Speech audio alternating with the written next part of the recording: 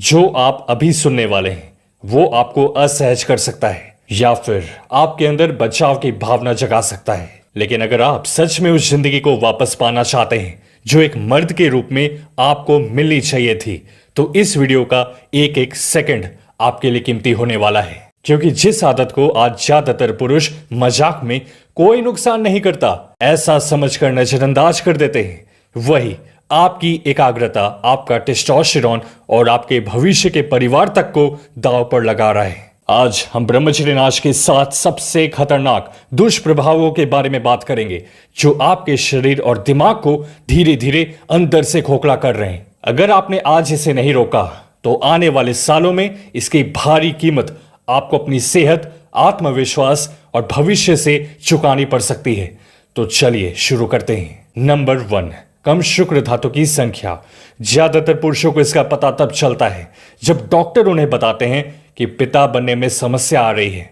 आपका शरीर स्वस्थ शुक्राणु बनाने में लगभग 64 से 74 डेज लगाता है, लेकिन रोज या बार बार ब्रह्मचर्य नाश करने से शरीर उन्हें पूरी तरह दोबारा बना ही नहीं पाता। नतीजा, धातु की संख्या, गति और गुणवत्ता तीनों में भारी गिरावट आने लगती है। अगर आप भविष्य में अपनी एक तेजस्वी संतान भी चाहते हैं तो आज की ये बुरी आदत उसी भविष्य के खिलाफ काम कर रही है। नंबर 2, जल्दी स्खलन। इस पल भर के मजे की आदत को आपका दिमाग और नर्वस सिस्टम सीख लेता है। फिर जब थोड़ी सी भी उत्तेजक चीज सामने आती है तो शरीर खुद पर नियंत्रण नहीं रख पाता और अपने आप धातु खोने की समस्या शुरू हो जाती है। अच्छी बात यह है कि जिस आदत ने आपके दिमाग को ट्रेन किया है उसी दिमाग को दोबारा सही तरीके से ट्रेन भी किया जा सकता है, लेकिन शुरुआत तभी होगी जब यह आदत आप पूरी तरह से छोड़ेंगे। नंबर 3, कोई मॉर्निंग वुड नहीं। बार बार ब्रह्मचर्य नाश करने से ब्लड सर्कुलेशन पर बहुत बुरा असर पड़ता है, जिससे पूरी और मजबूत मॉर्निंग वुड मिलना मुश्किल हो जाती है। आप सुबह उठते हो और आपको असली मर्दांगी महसूस ही नहीं होती, अश्वगंधा शिलाजीत लेने से भी नहीं। Number 4, dopamine burnout. हर बार ब्रह्मचर्य नाश करने पर दिमाग में डोपामीन की तेज लहर उठती है। धीरे धीरे दिमाग इसकी आदत बना लेता है और सामान्य चीजों से खुशी मिलना मानो खत्म सी हो जाती है। फिर ना लक्ष्य में मन लगता है, ना वर्कआउट में, ना किसी काम में। प्रेरणा खत्म होने लगती है और आदमी बिना वजह थका और खाली महसूस करने लगता है। नंबर 5, टेस्टोस्टेरोन पर असर।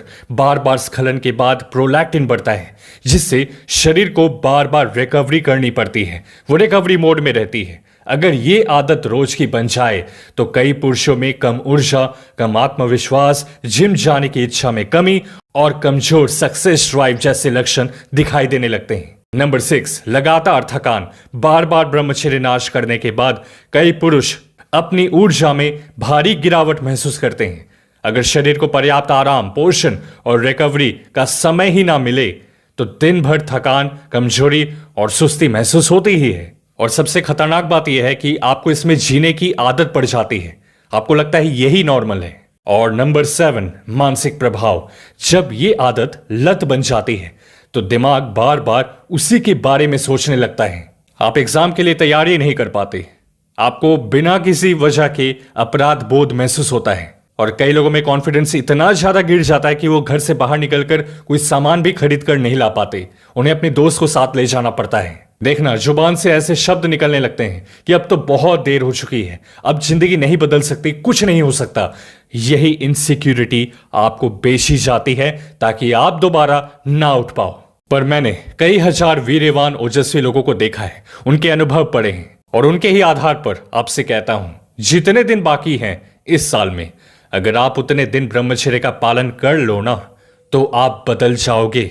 इसमें कोई डाउट नहीं है। याद रखिए, इसकी शुरुआत हमेशा एक फैसले से होती है। अगर आप अपने शरीर, अपने कॉन्फिडेंस और अपने फ्यूचर को बेहतर बनाना चाहते हैं तो आज ही सही दिशा में पहला कदम उठाइए। वीडियो को लाइक करके कमेंट में साल के आखिरी दिन तक ब्रह्मचर्य का संकल्प लें। और अगर आप मेरे से 1-on-1 अपना प्रॉब्लम डिस्कस करना चाहते हैं तो यहां मेरे इस इंस्टाग्राम पे आकर सब्सक्राइब करके वीआईपी ब्रह्मचर्य क्लब का हिस्सा बन जाएं। साथ ही साथ सबसे तेजी से एनर्जी की भरपाई के लिए कौन सा वर्कआउट प्लान अपनाएं, इसे लेकर एक बहुत जरूरी वीडियो का लिंक डिस्क्रिप्शन बॉक्स में दिया गया है। खुद पे ध्यान दो, दुनिया पर ध्यान देगी। मिलते हैं आपसे अगली वीडियो में।